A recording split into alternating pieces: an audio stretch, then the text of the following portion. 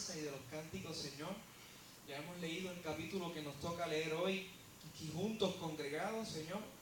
Ahora vamos a exponer tus palabras, Señor, a estudiar un poco de ellas, Señor. Enséñanos, Jesús, aquellas cosas que están ahí, Señor, que todavía no hemos visto y que tú quieres que comprendamos, Señor, para nuestro aprovechamiento espiritual, Señor, y para poder glorificarte, Señor, de una manera diferente a la cual lo hemos estado haciendo hasta el sol de hoy. Enséñanos, Padre, tus misterios y te suplico que abras nuestro entendimiento para que podamos comprender las Escrituras y que me des a mí la gracia necesaria, Señor, para poder transmitir este mensaje lo más sencillo y eficaz posible y poder yo entenderlo así mismo como los demás también lo entiendan, Señor. En el nombre poderoso de Jesús, te doy gracias, Señor. Amén y amén. Gloria al nombre del Señor. El martes pasado, no fue martes, fue jueves pasado que comenzamos con esto. Para hacer, ¿verdad?, un breve resumen de lo último que tocamos, comenzamos hablando acerca de la regeneración o el nuevo nacimiento, que es lo mismo. Y habíamos dicho que el hombre sustituye con gran frecuencia con otras cosas los medios designados por Dios para entrar en el reino de los cielos.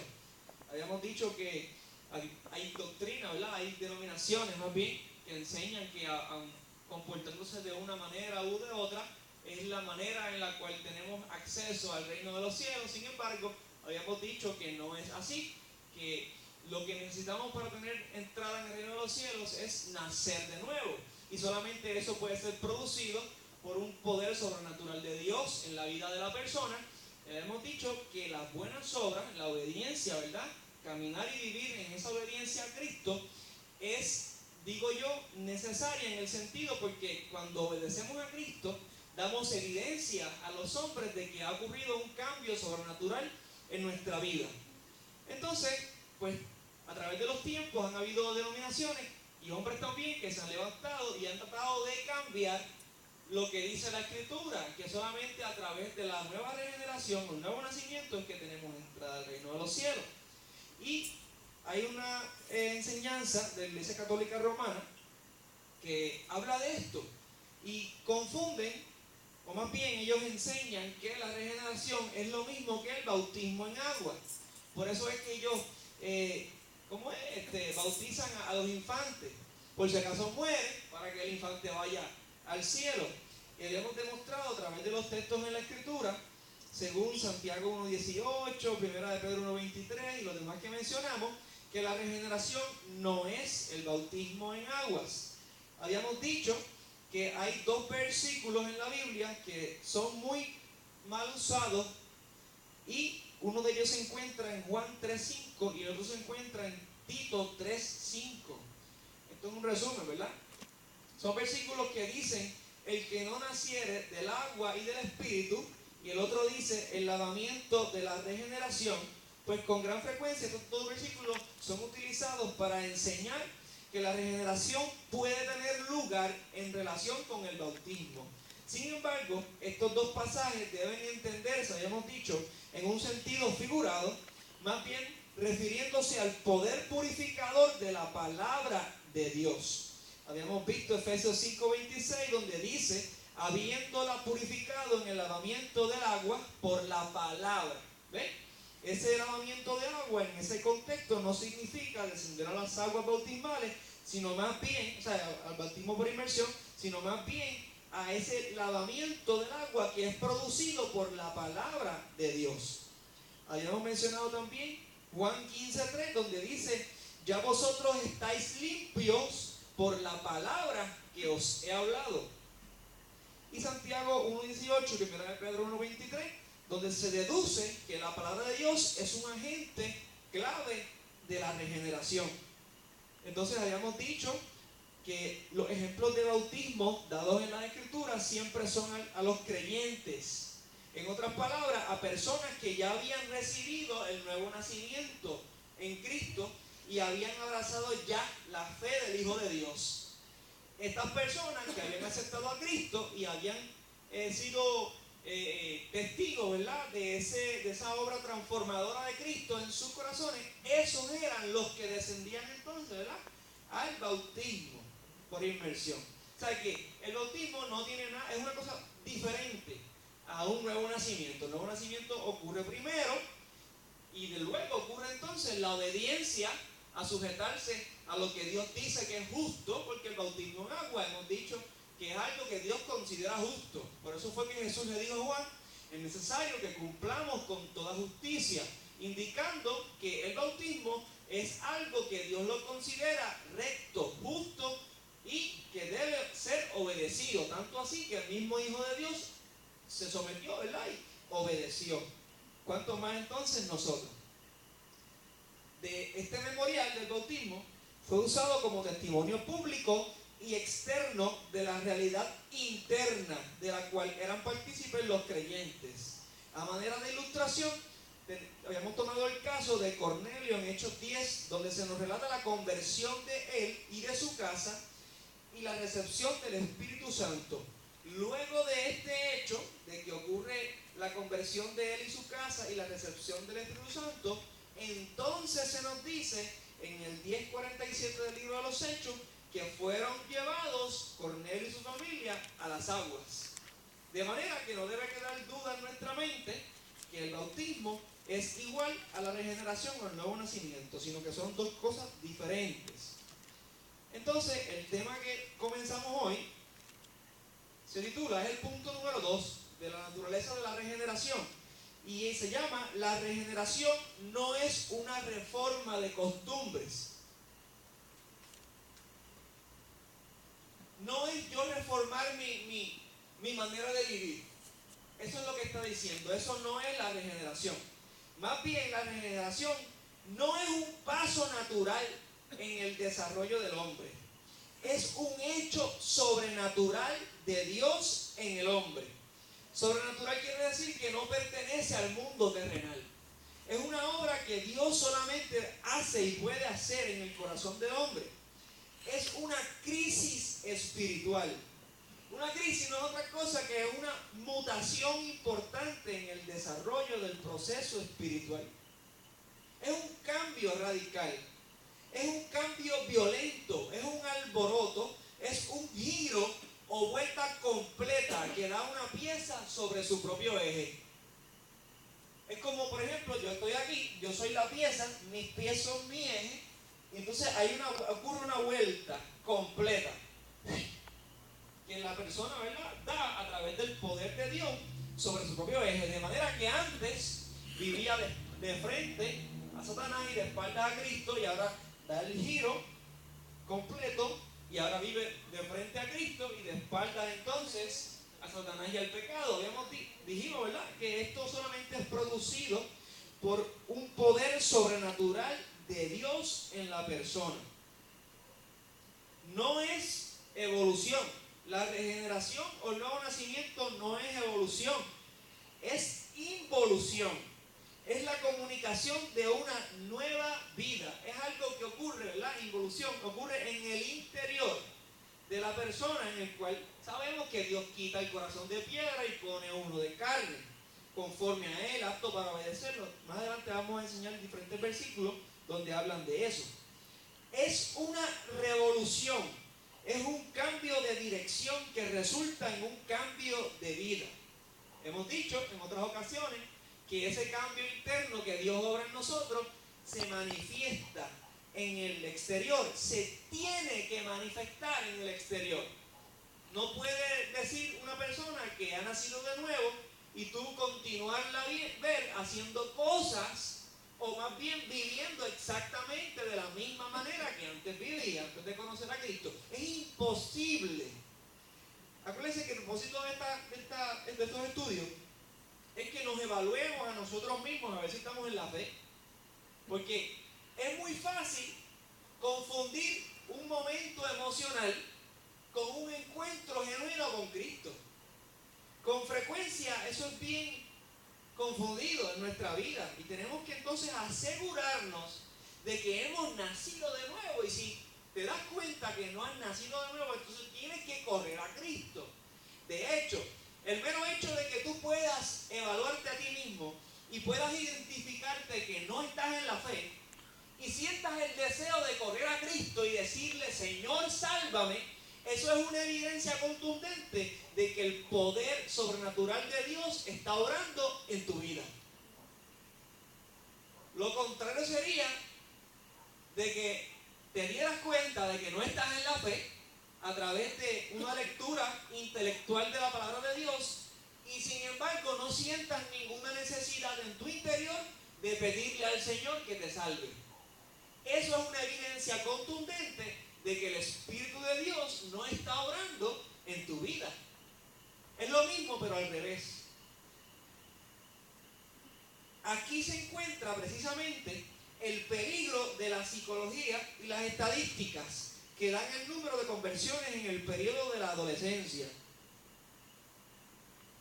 Antes se hacían muchas estadísticas de nuevos nacimientos y se habían dado cuenta que había muchos más nuevos nacimientos en el periodo de la adolescencia de los muchachos, ¿verdad? Sin embargo, estas estadísticas, estos números no se pueden tomar como verídicos. ¿Por qué? Porque con frecuencia son confundidos los encuentros genuinos con Cristo con un encuentro emocional y temporero. Una de las evidencias contundentes de que has tenido un encuentro con Jesucristo es que vas a perseverar hasta el fin. Si usted conoce a una persona que en un momento dado de su vida aceptó al Señor Jesucristo y dijo haber nacido de nuevo, y usted la conoce hasta el final de sus días, y usted supo que esa persona siguió amando a Cristo hasta el final de sus días, siguió luchando en su interior por sujetarse a Cristo y a su palabra hasta el final de sus días, eso es una evidencia contundente de que esa persona nació de nuevo, porque perseveró hasta el fin. Sabemos que es Dios el que hace todas estas cosas en nosotros, ¿verdad? Que gloria a Dios por eso. Si no fuera por Él, nosotros no pudiéramos perseverar hasta el fin. Es una obra completa, habíamos dicho en la clase anterior, de principio a fin, efectuada por Dios en el corazón de los hombres. El peligro está en la tendencia de hacer consistir la regeneración en un fenómeno natural, como si fuera un paso adelante en el desarrollo de la vida humana, en vez de considerarla como una crisis espiritual. El creer que la regeneración se produce en nuestro corazón por el mero hecho de una decisión natural del producto del análisis de la conciencia humana y no de un acto sobrenatural de Dios. Esto, el pensar de esta forma, ¿verdad?, niega 4 cosas importantes que son necesarias que las entendamos para la salvación. Número 1, niega el pecado del hombre. Número 2, niega la necesidad de Cristo. Número 3, niega la necesidad de la expiación del pecado. Y número 4, niega la obra regeneradora del Espíritu Santo. Si la regeneración solamente dependiera de que Edsel analice lo que le están predicando y él entendiera que es correcto por su raciocinio natural, sin la intervención de Dios en mi mente, eso se opone directamente a estas 4 cosas que ya le mencioné. Es necesario entender que la regeneración o el nuevo nacimiento es una obra sobrenatural que en nada tiene que ver con algo natural.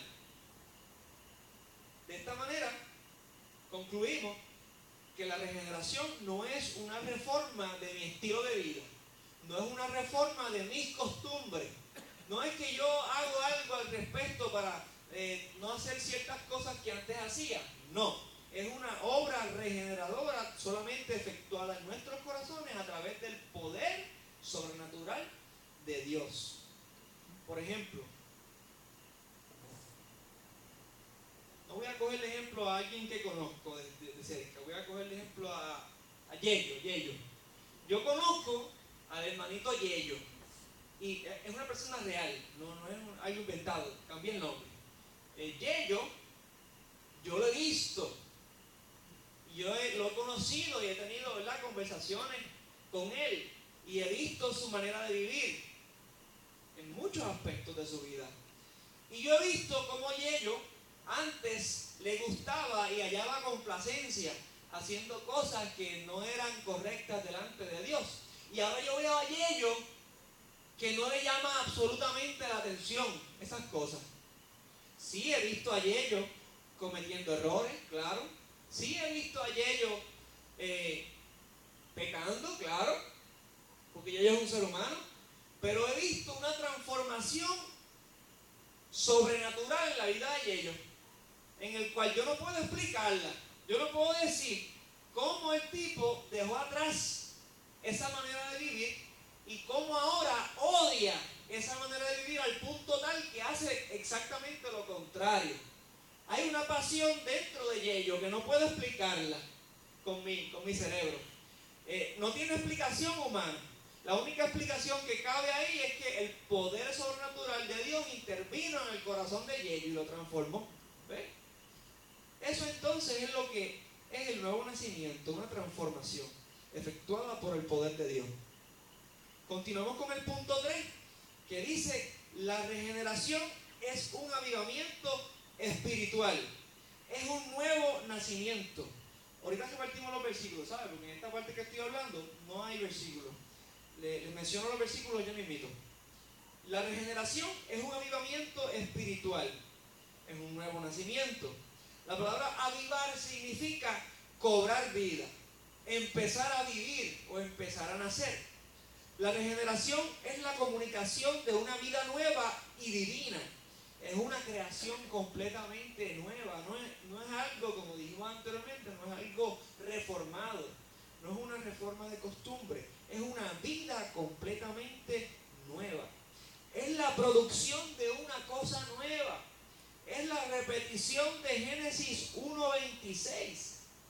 Génesis 1:26, el famoso versículo, lo que está diciendo ahí es: hagamos al hombre a nuestra imagen y semejanza. Es una repetición a ese texto en el cual Dios produce en nosotros una nueva vida espiritual. No es la naturaleza antigua modificada, ni reformada o dotada de un nuevo vigor, sino es un nuevo nacimiento de lo alto. Esto es lo que enseñan pasajes bíblicos como, Michelle, podría buscarme Juan 3, del 3 al 7. Maggie, por favor. Juan 5:21. Y Víctor, por favor. Efesios 2:1 y el versículo 10. Y Robert, por favor. 2 de Corintios 5:17. ¿Lo tienes, man? Ok. Mira a ver, ¿qué dice por ahí? Capítulo 3, Juan, del 3 al 7, ¿verdad? Sí. Ok, dice: respondió Jesús y le dijo: de cierto te digo, que el que no naciere de nuevo no puede ver el reino de Dios. Nicodemo le dijo: ¿cómo puede un hombre nacer siendo viejo? ¿Puede acaso entrar por segunda vez en el vientre de su madre y nacer? Respondió Jesús: de cierto te digo, que el que no naciere de agua y del Espíritu no puede entrar en el reino de Dios. Lo que es nacido de la carne, carne es, y lo que es nacido del Espíritu, Espíritu es. No te maravilles de que te dije, pues es necesario nacer de nuevo. Ok.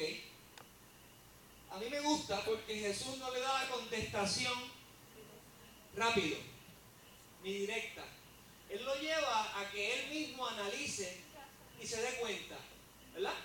Se está encontrando con el autor de la vida de frente y el autor de la vida le da revelación, ¿verdad? Es producto del poder de Dios abriendo el entendimiento del hombre, ¿verdad? Pero me gusta porque Jesús no le dispara la contestación de primera instancia. Y si seguimos leyendo, él comienza a hablarle, le da una explicación, ¿verdad? Y le dice: así como el viento, tú lo escuchas, pero no sabes ni de dónde viene ni a dónde va. Y luego sigue hablándole que si no nace de nuevo, no puede entrar al reino de Dios. Le dice las consecuencias si no nace de nuevo, ¿eh? Le explica el trasfondo. Y luego hasta que llega entonces a Juan 3:16, que le dice, porque de tal manera amó Dios al mundo, que dio a su Hijo unigénito para que todo aquel que en Él cree, ahí le dio la respuesta, no se pierda, mas tenga vida eterna. Esa es la respuesta a cómo nacer de nuevo. Todo aquel que en Él cree, no se pierda, mas tenga vida eterna. Entonces, me enfiebra, ¿verdad? La manera de Jesucristo de enseñar. Porque te lleva a que te des cuenta. Te pone la evidencia de frente y te dice los pros y los contras y los resultados buenos y los negativos, ¿verdad? Si no lo hacemos. Entonces, miren esto. Así como nosotros no vemos el huracán, pero sentimos el impacto de él, tampoco nosotros vemos al Espíritu de Dios, pero sentimos el impacto de la omnipotencia de Dios transformando nuestra vida de manera sobrenatural. Es lo mismo. El huracán lo vemos en televisión. Cuando Débora Martorell nos presenta la ilustración, ¿verdad?, en la pantalla y nos muestra lo amplio que es el huracán. Pero salimos afuera y no lo vemos. Lo único que vemos es el cielo gris, ¿verdad? Lluvia, viento, pero no lo vemos. Sin embargo, sentimos el impacto. ¿Cuántos se acuerdan del huracán George? En el 1998. ¿Cuántos techos se llevó George? Y sin embargo, no vimos con nuestros ojos físicos, ¿verdad?, una imagen clara de George. Pero sabíamos que George estaba con nosotros. Porque sentimos su impacto y su presencia en medio nuestro, ¿verdad? Sentimos los vientos. ¿Cuántas millas fueron esos vientos? Yo me acuerdo que yo estaba en casa, yo tenía 9 años tenía. Y yo, para mí eso era un party lo que estaba pasando en casa, porque yo estaba despierto, tratando de convencer a papi de que jugara conmigo. Papi tenía un dolor terrible, en ese momento papi le empezó la polineuropatía y bueno, eso fue un tiempo bien difícil.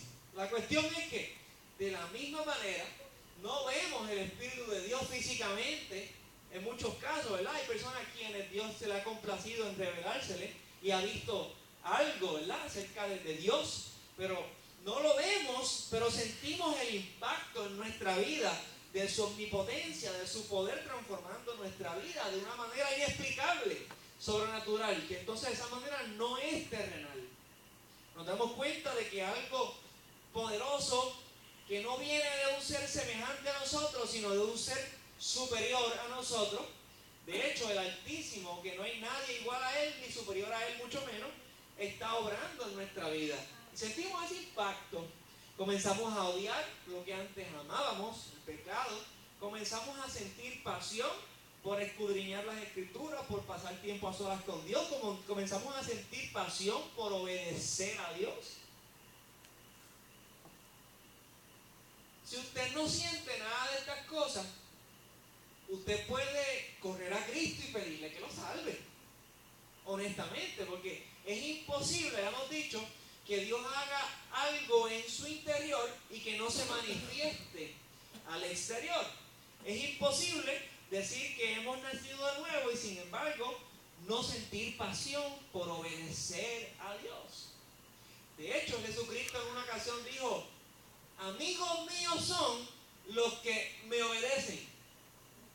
Y yo me pregunto, ¿y si no lo obedecemos, qué somos entonces? ¿Amigos o enemigos? Lo contrario. De hecho, así es que nos llama en la Escritura, cuando antes de Él habernos rescatado de nuestra vana manera de vivir, dice, antes éramos sus enemigos, éramos hijos de ira, hijos de perdición, lo mismo que los demás. ¿Verdad? Entonces, próximo versículo, Mayo 5:21, Juan 5:21. La palabra de Dios dice así: porque como el Padre levanta a los muertos y les da vida, así también el Hijo a los que quiere da vida. Ahí vemos entonces dos cosas importantes. Número uno, que el Hijo le da vida a los que Él quiere. Y número dos, que el Hijo es el único que da la vida. Dos cosas. Por eso es que vamos a nuestra Biblia, ¿verdad? Y hablando de Jacob y Esaú, dice, no es del que quiere ni del que corre, sino de Dios que tiene misericordia. No es de voluntad de varón, ni de ni de, ¿cómo es? De voluntad de la carne, o sea, no es tampoco por descendencia, porque mi papá era pastor, entonces yo soy salvo también. No, es de Dios que tiene misericordia. Seguimos con el próximo versículo, Víctor, Efesios 2:1 y el versículo 10. Dice así la palabra del Señor. Y Él os dio vida a vosotros cuando estabais muertos en vuestros delitos y pecados. Y el 10. Porque somos hechura suya, creados en Cristo Jesús para buenas obras, las cuales Dios preparó de antemano para que anduviésemos en ellas. También vemos dos cosas ahí. Número uno, que el Señor es el único que da vida, vuelve y lo repite, dice, Él os dio vida. Y número dos, para que no quede ninguna duda, dice que nos dio vida cuando nosotros estábamos muertos. Si un muerto físicamente no se puede mover, ¿verdad?, del ataúd, no puede salirse, a menos que Dios lo resucite primero. En estos casos en estos días hubo un caso que un bebé salió de la tumba en medio de su velorio. Una persona, un familiar, antes de que lo enterraran, pidió que abrieran el ataúd para verlo por última vez. Y cuando se lo abrieron, el bebé estaba ahí sonriéndose y estaba vivo. Y lo sacaron. Eso fue estos días, fue la semana pasada, si no me equivoco. No sé en qué parte del mundo fue, no me acuerdo. Pero sé que lo busqué y lo leí todo, estuvo bien interesante. Salió una noticia ahí de otro país. De la misma forma que un muerto físicamente, ¿verdad? Usted va a poner a Martel a ver a alguien allí, usted ve que ese muerto no se puede mover, ¿verdad? Está muerto. Asimismo ocurre en la vida espiritual. Antes de conocer a Cristo, estábamos muertos espiritualmente. Y como estábamos muertos, no podíamos hacer nada por nosotros mismos para venir a la vida. Por eso es que no se puede atribuir el paso, el nuevo nacimiento a una decisión natural del hombre. Imposible. Si hacemos eso, estaríamos atentando contra la gloria de Dios. Porque el acto de dar vida a una persona es algo donde se manifiesta la gloria de Dios, porque es el poder de Dios efectuado en la persona. ¿Alguien levantó la mano por ahí? ¿No? Estaban sacando, yo vi, pensé que estaban levantando la mano para hablar. Luego nos dice en el versículo 10 que somos hechuras suyas, creados en Cristo Jesús, para buenas obras, las cuales Dios preparó de antemano para que anduviésemos en ellas. De esta manera, corroboramos también lo que dijimos al principio, que hablamos de que el hacer buenas obras no nos salva, pero es la evidencia de que ha habido una obra sobrenatural de Dios en nuestro interior, porque se está manifestando en nuestro exterior a través de la obediencia a Cristo, mostrado en las buenas obras. El próximo versículo, 2 Corintios 5:17. Robert. De modo que si alguno está en Cristo, nueva criatura es. Las cosas viejas pasaron, y aquí todas son hechas nuevas. Ok, otra vez. El estar en Cristo, en este texto, es sinónimo de haber nacido de nuevo. Así que, vemos que es una nueva criatura, es una nueva creación, no es una creación modificada, ni es una reforma de costumbre. Vemos que es algo completamente nuevo que Dios está obrando, más bien que obró, ¿verdad?, en la vida de la persona a quien Él decide mostrar misericordia y hacerla nacer de nuevo por el poder de su palabra. Entonces, cuando hay una nueva creación, una nueva criatura, las cosas viejas pasan. Y aquí todas entonces son hechas nuevas.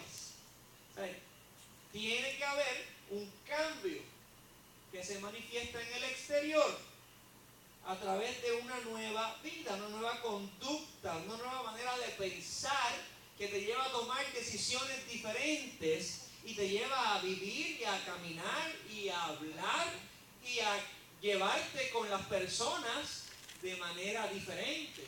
Te lleva a adorar a Cristo, que antes tal vez no lo adoraba, ¿verdad?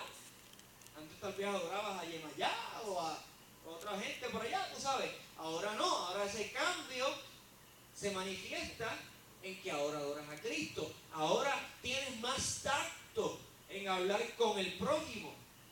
Ahora no puedes seguir hablando igual de fuerte, igual de duro que hablabas antes con el prójimo. Tiene que manifestarse en el exterior la obra sobrenatural que Dios ha hecho en el interior del corazón de la persona. Tienes que mostrar, tú tienes que mostrar gracia para con los que no merecen misericordia, porque eso es gracia, ¿no? Favor inmerecido. Si no puedes mostrar gracia y te has dado cuenta que tienes un problema en esa área, yo te invito a que corras a Cristo, porque sería algo maravilloso que tú pudieras gozarte en el hecho de ver el poder de Dios obrando en tu vida internamente, que se manifieste en el que ahora puedes tener gracia con la persona que te hirió en el pasado o que te hizo algo. ¿Cuántas personas dentro de nuestras iglesias, en la iglesia de Cristo, que han pasado por violaciones sexuales cuando eran niños y no han podido perdonar a esa persona que los violó, que les quitó, ¿verdad?, esa pureza? ¿Sabes?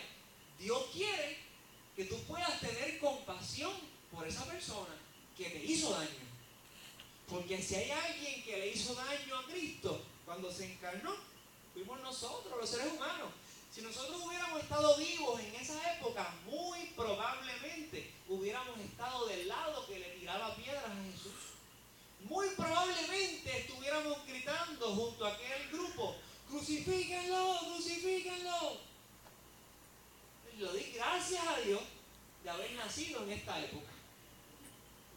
Porque somos tan malos cuando nacemos que no se puede dudar que hubiéramos estado del lado de esos opositores, a menos que Dios hubiera tenido misericordia de nosotros, así como la tuvo con los 12 apóstoles y como la tuvo con todo ese reguero de personas que vivieron en el tiempo de Jesús.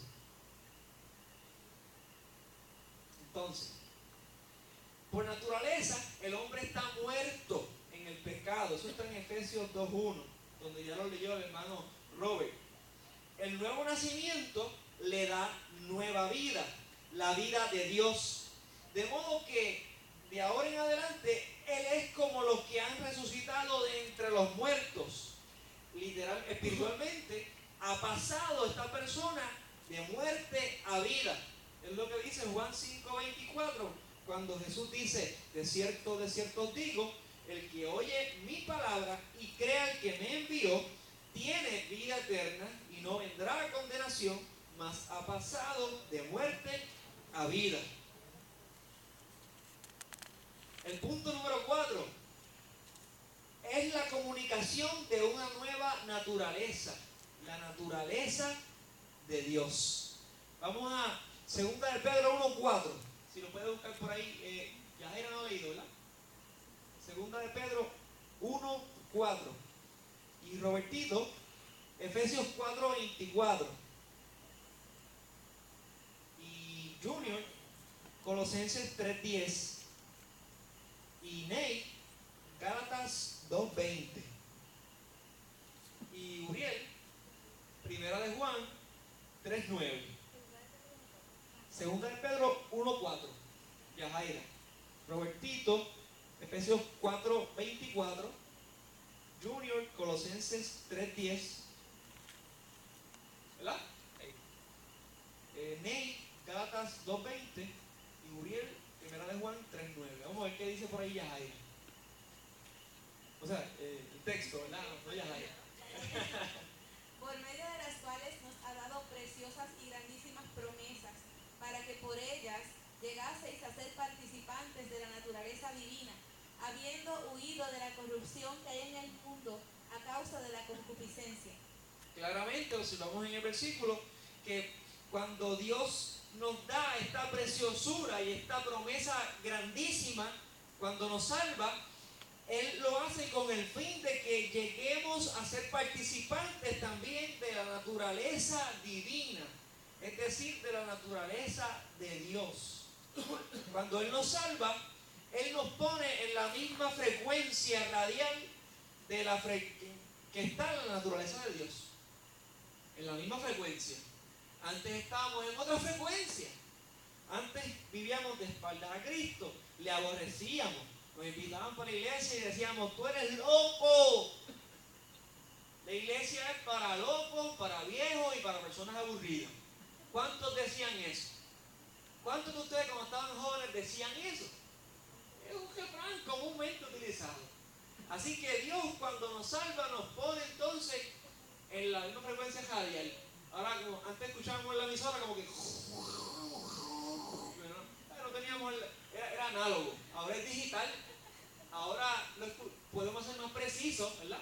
Y escuchamos en la emisora clarito, como si el tipo estuviera en el cuarto atrás de nosotros hablándonos. Entonces Dios nos coloca en una posición cuando nacemos de nuevo que ahora Él nos da la promesa de que vamos a ser participantes de la naturaleza divina.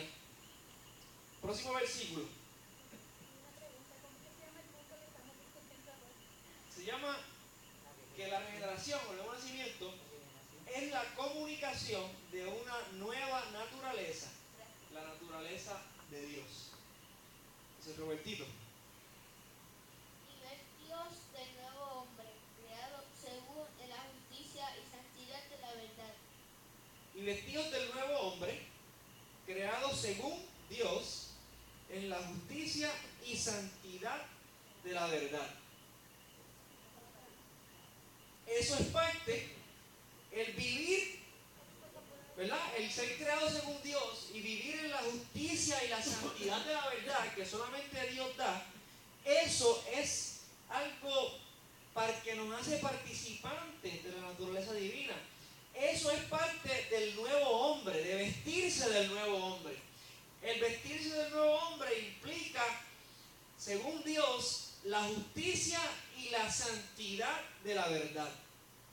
El próximo versículo, Colosenses 3:10.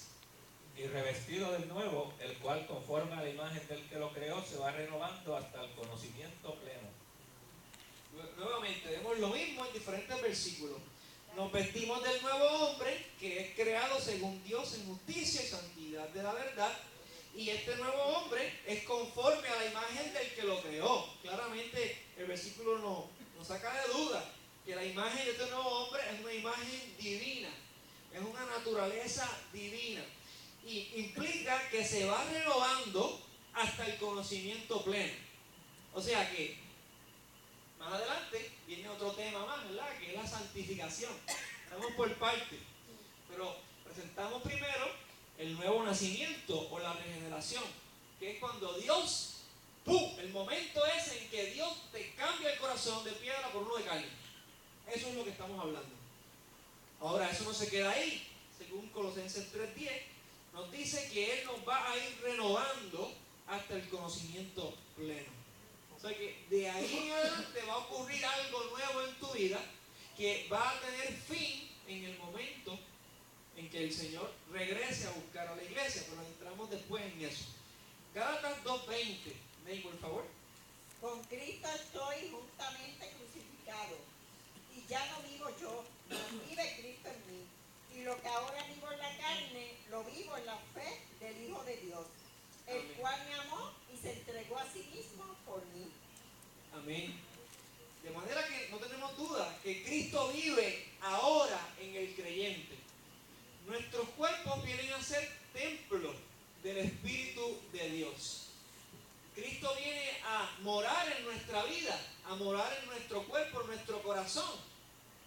Y por ahí para abajo es que comienzan una serie de instrucciones, ¿verdad?, que debemos obedecer.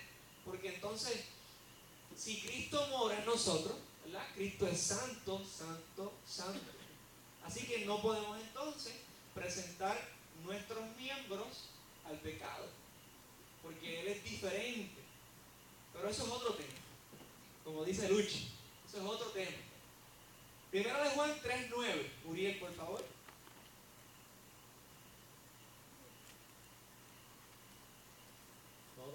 Todo aquel que es nacido de Dios no practica el pecado, porque la simiente de Dios permanece en él y no puede pecar porque es nacido de Dios.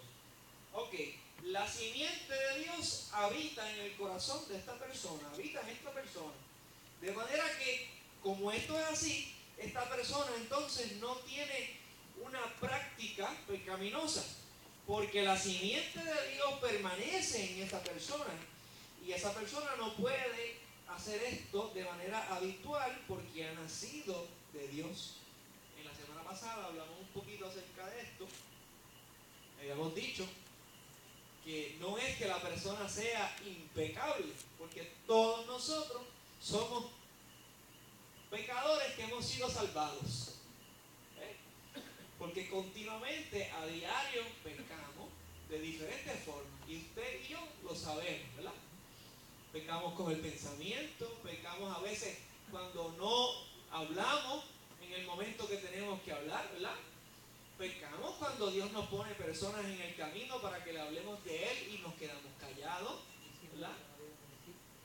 Pecamos cuando hablamos de más y decimos lo que no debemos decir. En las muchas palabras no falta pecado, ¿verdad? Pecamos de diferentes formas. O sea, esto es algo que usted y yo sabemos. Sin embargo, la Biblia es clara en el sentido en que nos establece cuando Dios salva a una persona, ¿verdad? No puede haber lugar para una práctica pecaminosa de manera intencional. ¿Me explico? Eso que hacíamos antes, que antes cogíamos y planificábamos lo que íbamos a hacer, el mal que íbamos a hacer, lo planificábamos, pam, pam, pam, se va Yello, se va Yeya, me voy en el carro con fulano y con fulana, con los panas, llegamos a ese lugar, compramos un poquito de droga, vamos a... Esa planificación pecaminosa, ¿verdad? Que hay una práctica, hay un hábito continuo de eso. Eso no puede existir en el creyente. Eso no puede existir. Si eso existe, es una evidencia entonces contundente de que la persona no ha nacido de nuevo. Y vuelvo y les repito, todo esto es para que nos autoevaluemos y verifiquemos si estamos en la fe. Existen casos donde la persona, ¿verdad?, que ha nacido de nuevo, está luchando contra un acto pecaminoso, ¿verdad? Cuando esa persona está luchando por no hacer eso que antes hacía, que todavía le da trabajo vencerlo, el hecho de luchar y hacer resistencia es una evidencia contundente de que el poder de Dios está en la persona. Porque una persona que no ha nacido de Dios no siente nada por hacerle oposición al pecado. El único que puede provocar oposición al pecado en nuestra vida es el Espíritu Santo de Dios. De manera que si nos damos cuenta que estamos en ese punto, gloria a Dios, hemos nacido de nuevo, pero tenemos entonces que trabajar con lo que estamos haciendo mal, ¿no? No podemos quedarnos así, tenemos que correr a la presencia de Cristo, tenemos que buscarlo más en oración, tenemos que llenar nuestra mente de la palabra viva y eficaz de Dios, que es capaz para cortar lo que humanamente hablando no se puede cortar. Y ese poder de Dios nos va a meter tanto y tanto por dentro. Vamos a ser tan llenos del Espíritu Santo en nuestro interior que va a llegar el momento en que podamos aplastarle la cabeza a ese gigante, tal y como hizo físicamente David cuando enfrentó a Goliat, que le picó la cabeza y se la llevó por ahí en un saquito y se la mostró allí a la gente aquella.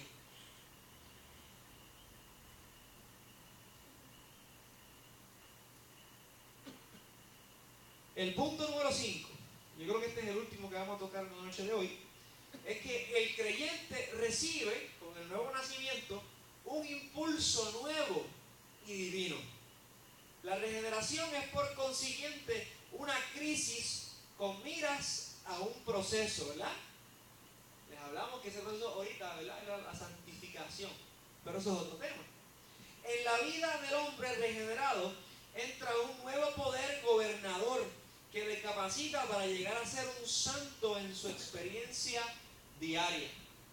Las cosas viejas pasaron, aquí todas son hechas nuevas. Esto está en 2 Corintios 5:17, que ya lo leímos. Vamos a leer 1, 2, los últimos 3 versículos, con el favor de Dios de hoy. Hechos 16, 14. Si pueden leerlo, Luchi. Y Ezequiel 36, 25 al 27, para ajeno si puede. Ezequiel 36, versículo 25 al 27. Y Lucelenia, ¿usted puede leer o no ve bien? ¿Puedo leer? ¿Puede? Pues mire, le voy a asignar el versículo que está en Primera de Juan, capítulo 3, del 6 al 9. Primera de Juan, capítulo 3, versículos 6 al 9. Vamos a ver qué dice Hechos 16, 14.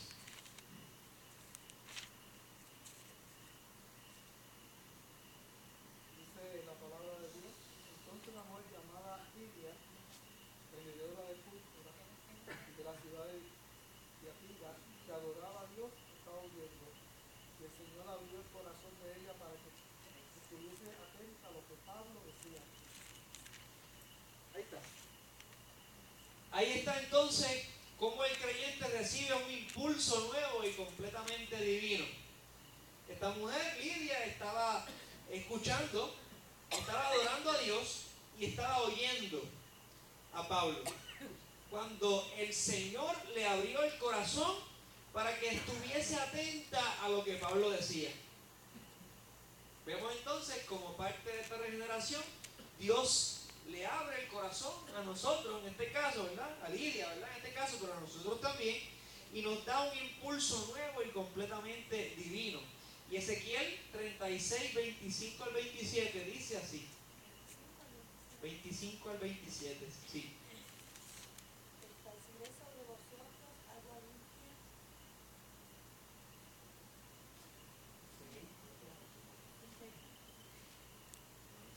Esparciré sobre vosotros agua limpia y seréis limpiados de todas vuestras inmundicias y de todos vuestros ídolos os limpiaré. Os daré un corazón nuevo y pondré espíritu nuevo dentro de vosotros. Y quitaré de vuestra carne el corazón de piedra y os daré un corazón de carne. Y pondré dentro de vosotros mi espíritu y haré que andéis en mis estatutos y guardéis mis preceptos y los pongáis por obra. Amén. Estoy buscando el texto. Bueno, si puedes leérmelo tú, pero es el texto antes del que comenzaste a leer, o sea, el 24. El mismo que dice. Sí, sí.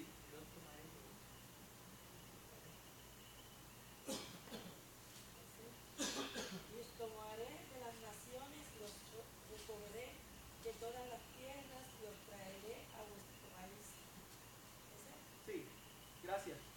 O sea, de principio a fin Dios hace la obra. Él los toma de entre las naciones. ¿Eh? En este caso está hablando con el pueblo de Israel, ¿verdad? Pero con nosotros hace lo mismo. De entre toda lengua, tribu y nación, de todos los lugares del planeta Tierra, Él nos toma, nos agarra, nos introduce, ¿verdad? En el cuerpo de Cristo, nos hace nacer de nuevo. Y por ahí para abajo Él efectúa toda la obra sobrenatural en nosotros que implica para la salvación. Y como parte de eso, tenemos que somos limpiados de todas nuestras inmundicias, que nos quita nuestros ídolos, que nos da un corazón nuevo, que pone un espíritu nuevo dentro de nosotros, que quita el corazón de piedra y nos da uno de carne, y pone en nosotros su espíritu. Y Él hace que nosotros andemos en sus estatutos y hace que guardemos sus preceptos y que los pongamos por obra. De principio a fin, la obra regeneradora del Espíritu de Dios en nuestra vida es algo completamente de Él, único, sobrenatural, donde no hay espacio para la mente natural en el sentido de que ella fue la que lo llevó a nacer de nuevo y produjo todas estas cosas. O sea, eso no puede estar. Eso, decir que somos salvos porque decidimos ser salvos, como les dije ahorita, es un atentado contra la gloria de Dios, y Dios no comparte su gloria con Nadie. ¿Sabes? Eso es coger la gloria de Cristo y disminuirla a la imagen del hombre. Es un insulto a Dios. Decirle que nosotros somos los autores de nuestra salvación. ¿Saben qué es eso? Las personas que enseñan que somos salvos mediante nuestra humana decisión sin la intervención divina, no se dan cuenta de lo que están diciendo. Yo pensaba antes que eso era así. Y estoy seguro que aquí muchos de nosotros pensábamos lo mismo. Hay personas que tal vez venimos de otras denominaciones, ¿verdad? Donde nos enseñaron que así era. Pero gloria a Dios por Jesucristo, que abrió nuestro entendimiento y puso a alguien en nuestro camino que nos explicara estas cosas para que pudiéramos honrar a Dios como Él quiere que lo honremos. Porque Él hace todas estas cosas a nosotros con el fin de que nosotros le honremos por ello y le sirvamos. Y el último versículo de hoy, 1 de Juan 3, 6 al 9.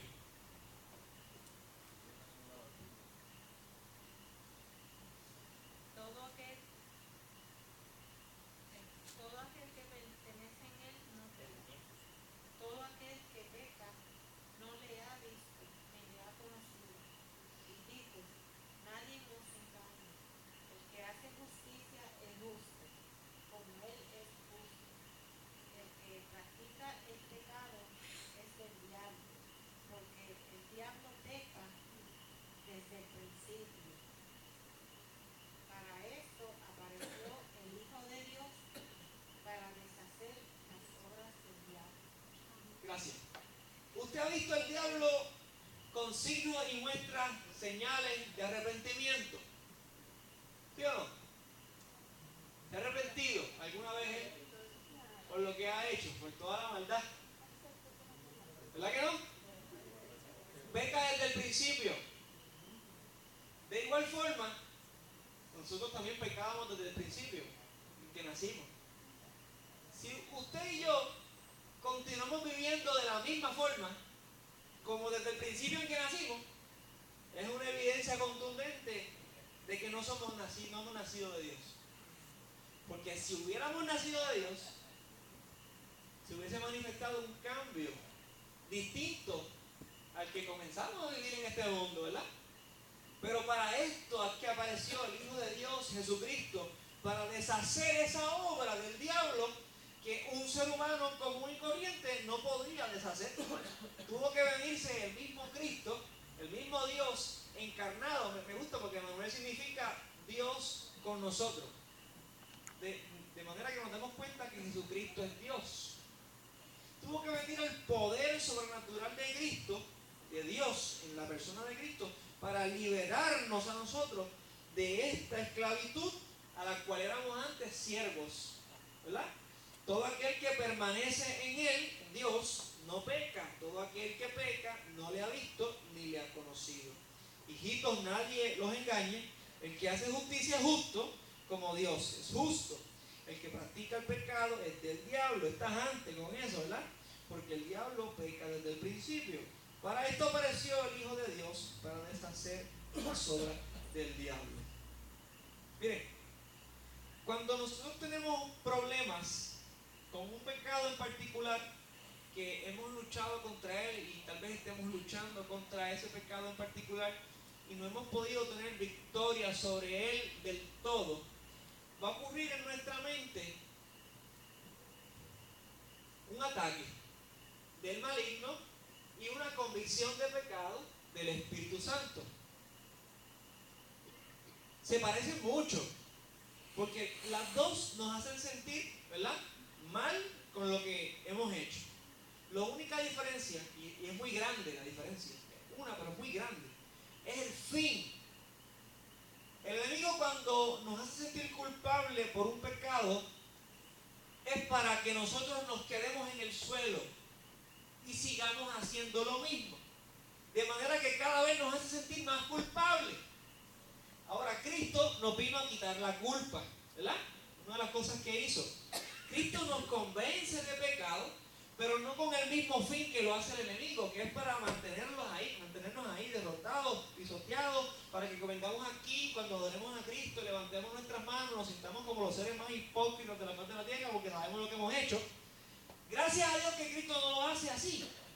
Él nos hace sentir culpables de nuestro pecado, pero con el fin de que levantemos nuestra mirada, como la levanta un hijo natural de ustedes, cuando hace algo mal y desobedece al padre, la levanta con mucha vergüenza y el papá le extiende la mano y le dice, ven, levántate, no vuelvas a hacerlo, ya, te perdoné, no sigas llorando en el piso. Y lo hace con la intención de restaurarnos y de levantarnos y de nuevamente impulsarnos a que continuemos haciendo lo que debemos de hacer. Y existe una diferencia monumental en eso. Así que si usted está experimentando sentimiento de culpa con el fin de que usted se siente, muchachos, asqueroso, inmundo, viene aquí, se siente hipócrita delante de Dios y se siente mal, pero usted no puede ver que lo único que tiene que hacer es levantar la mirada, ir a Cristo, pedirle perdón y ser restaurado por fe. Si usted está experimentando eso, se puede dar cuenta que es el mismo enemigo quien está atacándolo. De manera que usted lo único que tiene que hacer es reconocer su pecado delante de Dios, pedirle perdón y recibir ese perdón por fe. Y le damos gracias al Señor por eso. Hablo de esto un poquito porque yo sé que dentro del pueblo del Señor existen estas luchas, estas guerras, donde el enemigo nos ataca con frecuencia. Y si no identificamos y no podemos diferenciar el acusamiento del enemigo y la convicción del Espíritu, olvídate que vamos a sufrir mucho. Tenemos entonces que ver y discernir y ver, darnos cuenta que lo que tenemos que mirar es a Cristo y mirar su corrección en vez de aquel que lo que quiere es destruirnos. Así que, ¿vamos a orar? ¿Tienes algo que decir? Ah, ok, que se cayó y le duele. Ok, vamos a orar para despedirnos. Padre, en el nombre poderoso de Jesús te damos las gracias por habernos permitido este tiempo, Señor, para estudiar tu palabra y para estudiar un poco acerca del nuevo nacimiento que tú has producido, ¿verdad? En nosotros, Padre, te pedimos, Señor, que nos continúes abriendo el entendimiento, que nos continúes guiando, Señor, que nos continúes dando fuerza, Señor, para seguir permaneciendo en ti. Sabemos que eres tú, Señor, el que hace que nosotros permanezcamos en ti, pero reconocemos nuestra necesidad de ti y vamos a tu fuente correcta, vamos a tu presencia para pedirte, Señor, esa fuerza que solamente tú puedes darnos, Señor, para llevar a cabo todas las cosas que tú quieres, Señor, que hagamos.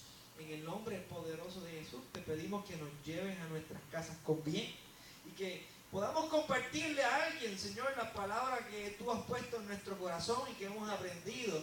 De manera que el cuerpo de Cristo pueda seguir siendo edificado como un edificio, Señor, para perfeccionarnos a nosotros, tú a través del estudio de tu palabra, Señor. Te damos gracias, Padre, en el nombre poderoso de Jesús. Amén y amén. Dios les bendiga, iglesia.